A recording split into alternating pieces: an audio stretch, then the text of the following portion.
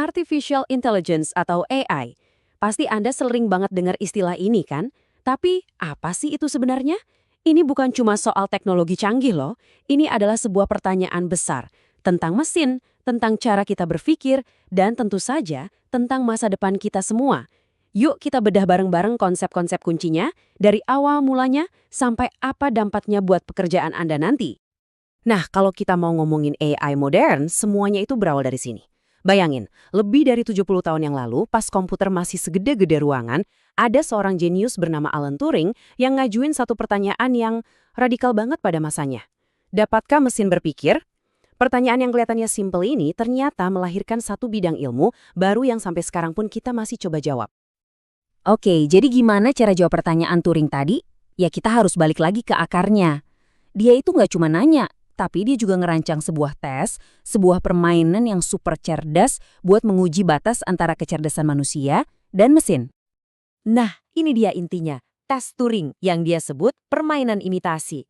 Gini deh, coba bayangin Anda lagi chatting sama dua pihak yang Anda nggak tahu wujudnya. Satunya manusia beneran, satunya lagi mesin. Anda boleh tanya apa aja. Kalau setelah ngobrol beberapa menit, Anda nggak bisa nebak dengan yakin mana yang mesin, ya berarti mesin itu lulus tes. Jadi poinnya bukan apakah mesin itu beneran mikir kayak kita, tapi bisakah ia meniru cara kita berpikir sampai kita nggak bisa bedain lagi. Oke, dari pertanyaan filosofis tadi, sekarang kita lompat ke dunia praktis hari ini. Soalnya kalau kita ngomongin AI, kita tuh sebenarnya lagi ngomongin banyak hal yang beda-beda. Anggap aja AI itu bukan satu benda tunggal, tapi kayak lapisan-lapisan ide yang saling tumpuk dan saling membangun. Cara paling gampang buat ngebayanginnya tuh kayak boneka Matryoshka dari Rusia itu loh. Lapisan paling luarnya, ide terbesarnya. Itu adalah kecerdasan buatan. Terus di dalamnya ada pembelajaran mesin atau machine learning, di mana mesin mulai belajar dari data. Buka lagi, di dalamnya ada deep learning yang niru cara kerja otak kita dengan jaringan-jaringan yang kompleks. Dan yang paling baru, di inti terdalamnya ada AI generatif. Nah, ini dia teknologi di balik ChatGPT atau Midjourney yang nggak cuma belajar tapi juga bisa mencipta sesuatu yang baru. Setiap lapisan ini adalah lompatan kekuatan dari lapisan sebelumnya. Nah, AI modern ini punya spesialisasi yang beda-beda. Pertama, ada AI tradisional. Anggap aja dia ini si analis data. Jago banget buat lihat pola, misalnya buat deteksi penipuan di kartu kredit Anda. Terus ada AI generatif, ini si seniman kreatif. Inilah yang bikin ChatGPT bisa nulis email atau DALL-E bisa ngelukis dari teks. Dan yang lagi heboh sekarang, AI agentic. Ini si asisten otonom masa depan. Bayangin AI yang nggak cuma jawab pertanyaan, tapi beneran bisa pesenin tiket, atur jadwal rapat, dan bertindak atas nama Anda. Masing-masing punya peran yang unik. Dengan kekuatan sebesar ini, pastinya muncul pertanyaan gede kan, gimana caranya kita mastiin AI ini nggak disalahgunakan? Nah, di seluruh dunia, para pemimpin tuh lagi sibuk bikin aturan main, semacam rambu-rambu etis, biar AI ini kerjanya buat kita, bukan malah sebaliknya.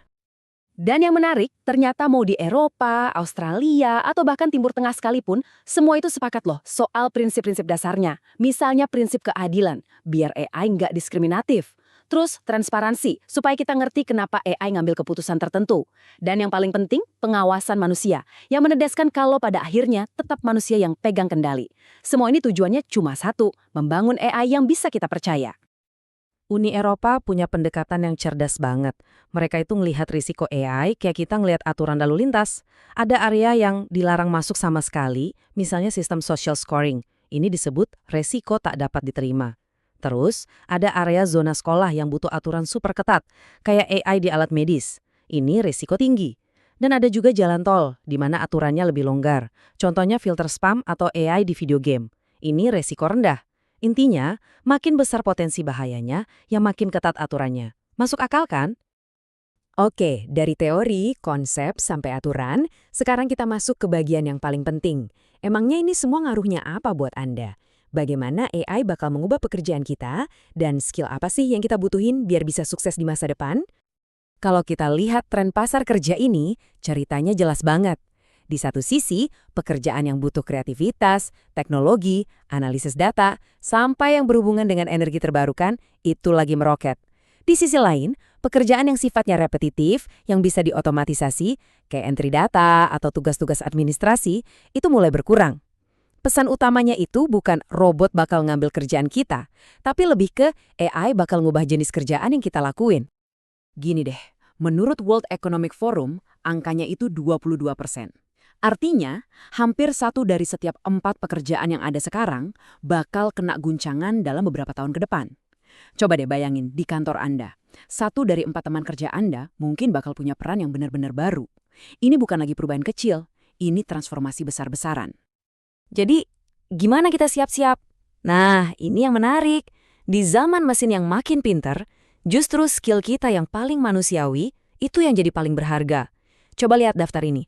Berpikir analitis, berpikir kreatif, rasa ingin tahu, empati, kepemimpinan, ini semua adalah hal-hal yang nggak bisa diotomatisasi. AI itu bakal jadi asisten kita, jadi alat bantu kita, tapi kemampuan buat bertanya, berkreasi, dan nyambung sama manusia lain, itulah yang bakal nentuin kesuksesan kita. Sebagai penutup, saya mau ninggalin satu pemikiran buat Anda renungkan. Seiring kita membangun mesin yang makin cerdas, kita itu nggak cuma ngajarin mereka soal data dan algoritma, kita juga, sadar atau nggak sadar, ngajarin mereka tentang nilai-nilai kita.